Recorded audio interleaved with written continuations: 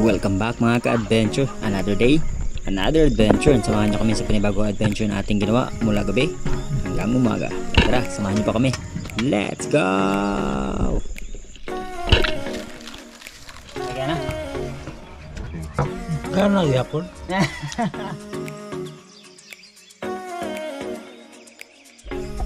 Ayan mga adventure, isang mapagpalang gabi po sa ating lahat. Another night, another adventure. Matagal-tagal bago tayo nakapamana ng gabi. At this time ay try namin mamana dyan lang po sa may harapan. Pangulam lang, either may suran siguro, sana. At sana may lobster din, no? Kasama natin si Papa Tonyo, yun, no? Tapos magbabaga tayo. The adventure, yes sir. United Channel. Yes, what's up? Yan. Tara mga adventure, samahan niyo ba kami? Let's go! At dahil ilang araw nang masama ang panahon mga ka-adventure, gawa nga po ng may bagyo, ay hindi kami nakaka-dive sa araw dahil maalon, maagos at malabo po ang dagat. So kailangan po namin mag-dive ng gabi nang sa ganun ay magkaroon kami ng pang-ulam, kahit pang-ulam lang po.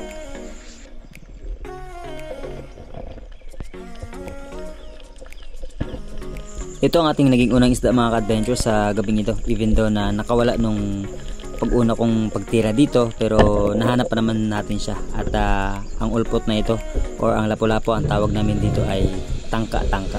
At the second time around nung pagtira ko sa kanya, dahil hindi siya gumagalaw, ay ayan, na stone shot na po natin.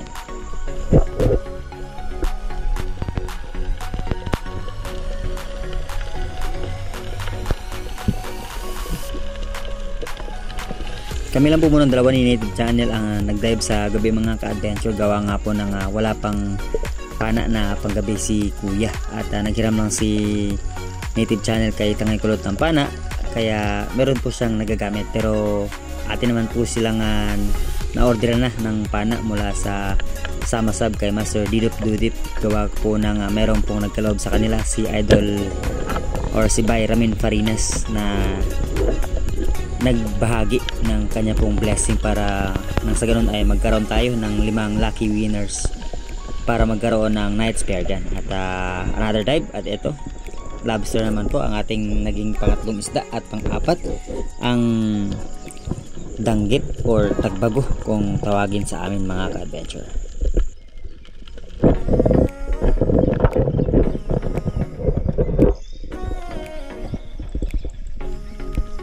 Hindi ko na niload ng pana pagkatapos kong tirahin yung lobster mga ka-adventure. Tinusok ko na lang po itong danggit dahil hindi naman po siya gumagalaw at nakadikit siya sa bato.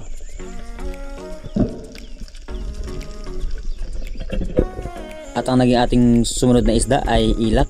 Kaya lang late na ako nung pag-on ko ng camera, napansin ko na hindi pala naka-on mga ka-adventure. So ilak or brown chubs or danoy ang ating pong sumunod na isda sa gabing ito.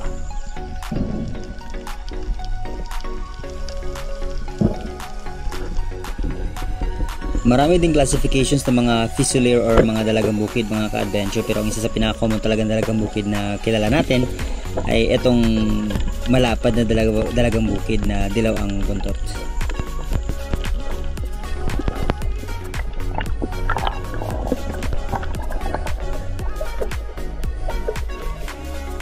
Another sisid, at eto mulmul naman ang ating nakita, pero autopass tayo dyan. At dito ako nag-dive sa malaking bato.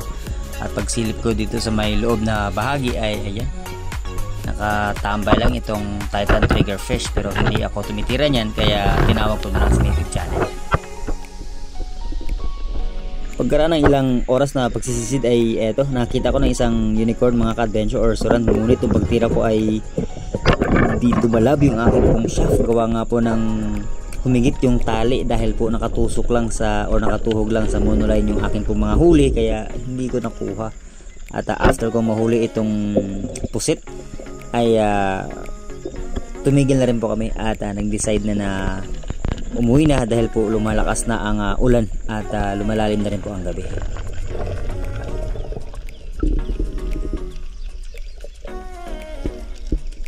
It's enough for tonight mga ka-adventure. Enough nito para sa amin pong pang-ulam. So again, ang purpose lang naman natin ay pang-ulam. At ito ang mga biyaya na atin pong natamo sa gabing ito. Kaya tara, uwian na. At lulutuin pa natin itong lobster dahil mas masarap yan kapag kasariwa. And of course, wala po tayong ice. Kaya ibang pamamaraan ang pag-preserve natin ng isda. Na sa ganun ay mag-last long ito at hindi masira hanggang sa umaga.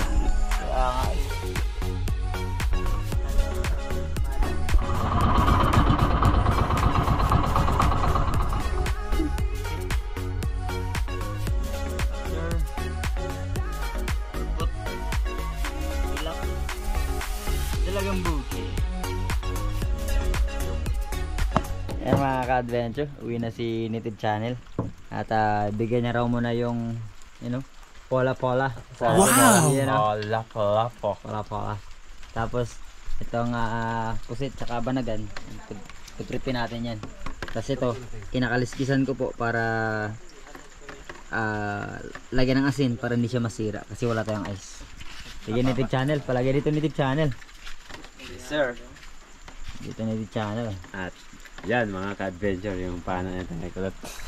Anyari. May salarin. Ano siya? Patay. Ang salarin nito ay si Pakwan. Patay. Patay ka. Patay.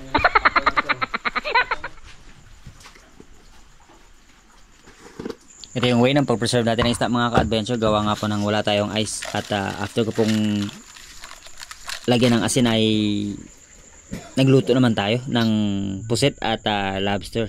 At pagkatapos po niyan ay kumain and bago po nagpahinga.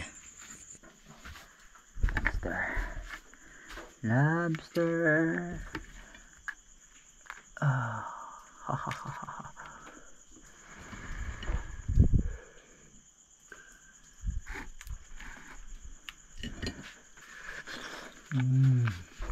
Kaya.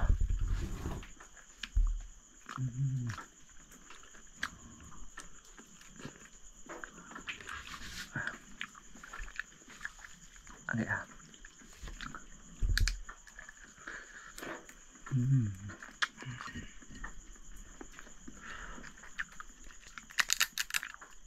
Food trip tayo mga adventure.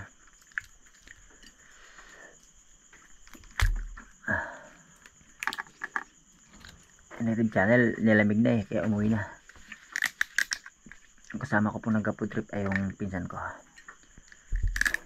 si JP.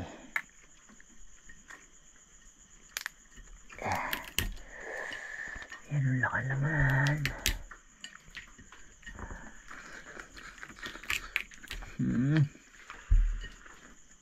Sobrang nam-nam. Grabe yung lasa niya.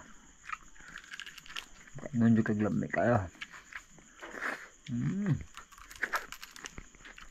Saya pernah peng. Naik peng. May lobster pa, may lobster. May pasit pa, musok pa.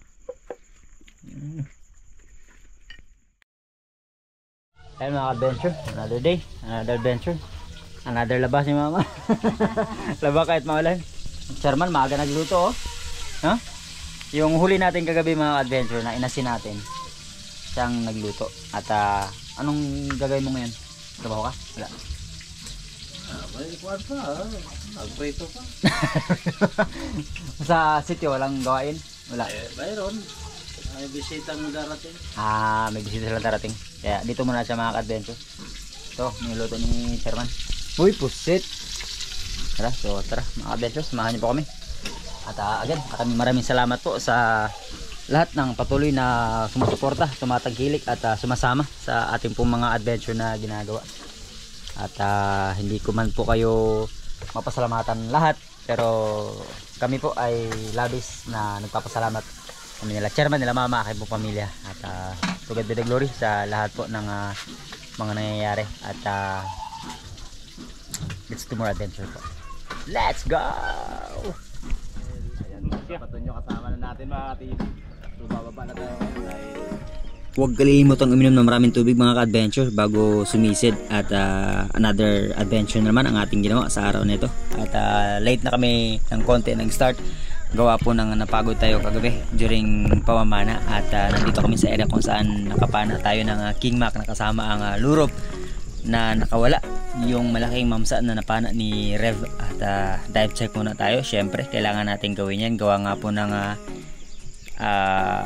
tignan natin kung ano ang lagay ng visibility ng agos at ng paligid, dahil yan yung ating number 1 pinagbabasihan para nang sa ganun ay maka-adjust kagad tayo at makalipat ng spot if ever walang mga active na mga isda na pwede nating maiuwi na pang-ulam para sa araw na ito.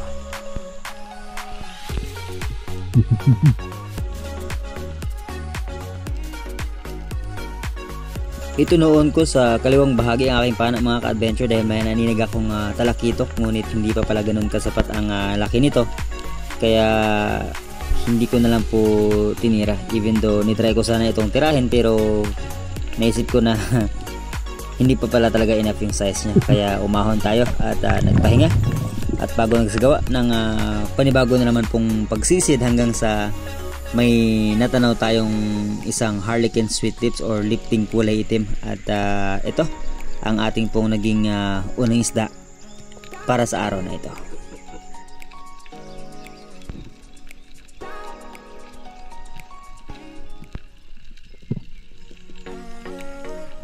And again mga adventure, dahil wala pong agos ng mga panahong ito at hindi ganun kalinaw ang tubig at nandito lang kami sa may malapit sa isla, kaya ang hinanap talaga namin is yung mga territorial na uri ng isda, dahil ang purpose natin ay pangulam lang. Kaya nung nagkaroon tayo ng tamang distansya dito sa ating target na harlequin sweet lips ay hindi na kagad natin pinatagal at nag-pull kagad din ang trigger at ang ganda na ng pagkakatama dahil na spine shot siya.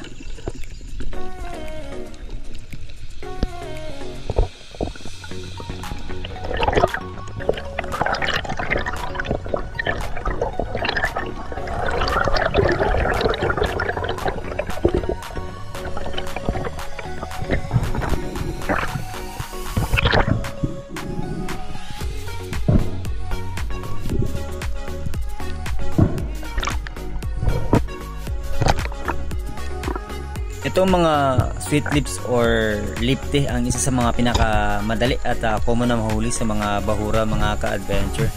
Pero alam ba natin syempre na ang pamamana ay ang pagpasok sa mundong hindi naman sa atin at maraming factor tayong i-consider dahil papasok tayo sa mundong hindi naman sa atin. At maraming bagay na i-consider dahil unang-una ang safety natin habang tayo ay naghahanap ng ating pangpagkain.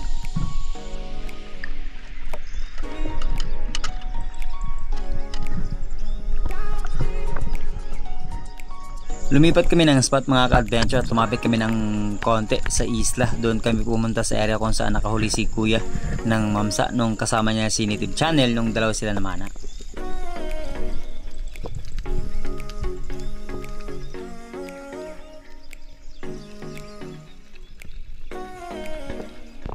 At kagaya ng ating laging paalala sa ating mga kapwa local spiro na manalangin bago sumisid at dapat well oriented tayo sa mga paligid or sa ating mga bagay na ginagawa, especially kapag wala po tayong dive body mga ka-adventure. Gawa po ng ang dami talaga ng mga bagay na pwedeng mag-cost ng pagkasawi dahil po sa mga maling bagay na ating pong nagawa. Kaya dapat talaga ay ating isaisip at laging magtiwala sa Panginoon sa kung ano ang kaya niyang gawin para sa atin.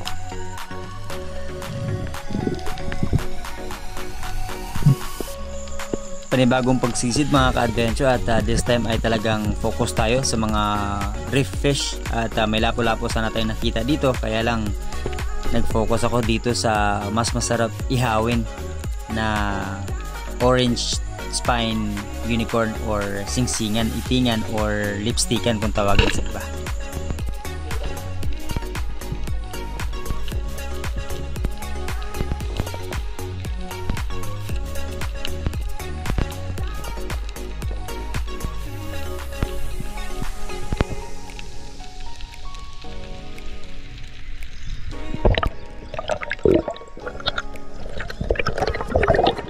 Hindi masyadong malaki talaga ang size nito mga orange spine unicorn mga ka-adventure at after ko itong masecure at mabigay kay Papa Tonyo ay nagsagawa tayo ng panibagong pagsisid at binalikan natin kung saan natin nakita yung lapo-lapo kanina na hindi natin natira and luckily ayun nakapatong lang siya sa ibabaw ng table corals, kaya nag-touchdown ako sa bottom at dahan-dahang nilapitan hanggang sa naisagawa natin yung pagtira at naging successful naman. Kaya ito ang ating sumunod na isda, lapu-lapu or coral trout.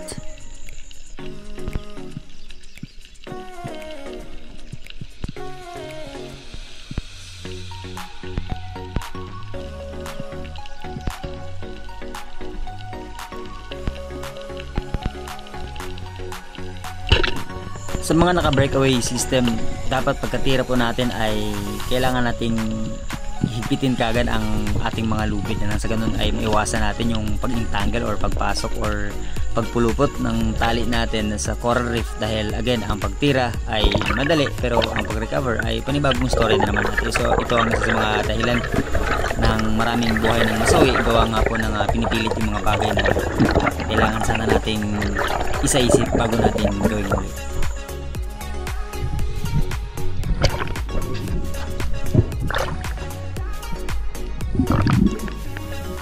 Pagkaraan ng halos kalahating oras na paghahanap mga ka-adventure ay eto, natagpuan ko itong malaking bato na kung saan ako nakita dati ng red bass, at pag dive down ko dito at pag stock ay napansin ko na nasa kaliwang bahagi ko lang pala si kuya, kaya umahon po ako at nag-ipon ng hangin at nagbawas ng load ng pana dahil may dala tayong flashlight, dahil ang ilalim po ng batong ito ay sobrang wide yung opening, kaya nagtry tayo at nagbaka sakali na baka mayroong isdang nagtatago dito at meron naman tayong nakita, kaya ito ang ating sumunod na isda para sa araw na ito.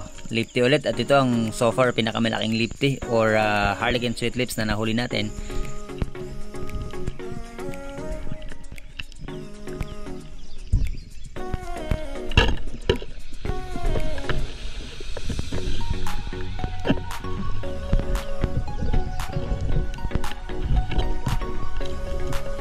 Itong pagtira na nasa loob ng ilalim ng bato or coral reef mga ka-adventure, hindi talaga ganun ka-advisable, pero the more na ginagawa mo ang isang bagay ay nare-realize mo at sinasaisip mo dapat ang lahat. So kapag confident ka naman na tumira kahit nasa ilalim siya ay tirahin mo po, pero again isipin natin na pwede itong ma-stuck at mahirapan tayo sa recover at makaabala sa ating paghahunt para sa araw.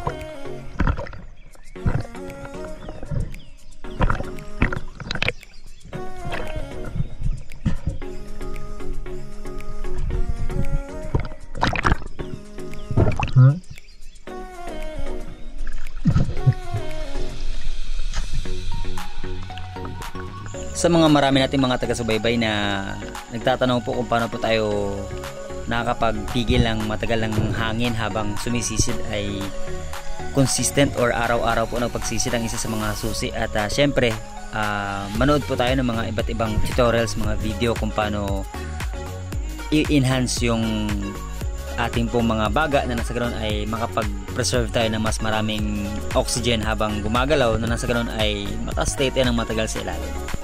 Ha? Siya mo gano'n?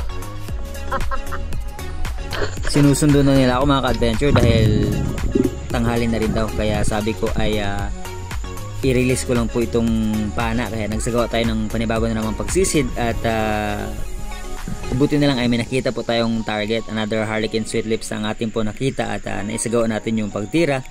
At after nito ay umahon na rin po at nagdesisyon na rin umuwi.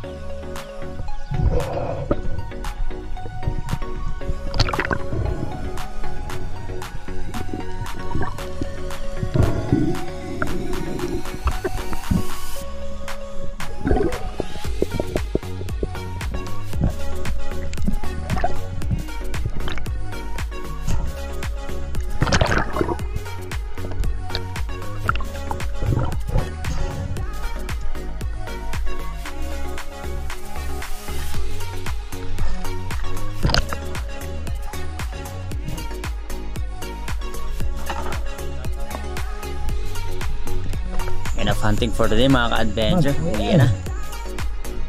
Gagawin. Habang tumatagal ang ating adventure na ginagawa sa pamamana ay palayo na ng palayo ang ating pong naaabot in terms of spot sa pamamana. Kaya maraming talagang salamat sa mga ginamit ng Panginoon na magkaroon tayo ng bangka na si Joy Adventure, dahil na-explore natin yung iba pang mga area, dahil dito sa malapit sa isla ay padalang na ng padalang yung mga isda po, dahil sa dami na rin namin ang namamana at hindi lang naman tayo ang kumakain din ng isda.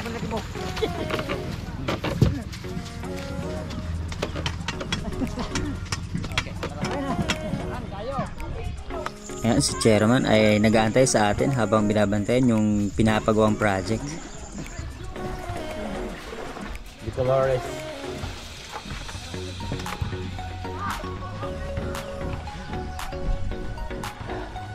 Ganda mga adventure. Gusto lang magbanlaw. Yung huli natin kagabi naman na pinanaan ng gabi pala naman na. Taba. Yung ulam po namin. Tapos yung lipty, mamaya na lang to. Yung isa, na kay Kuya, yung lapu-lapu na kay Native Channel. Yan.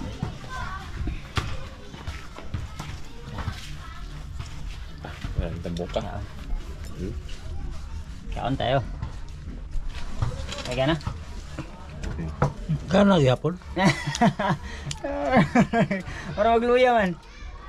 Basta pagkain. Ganado pa rin yan. Lami kayo? Ano kayo?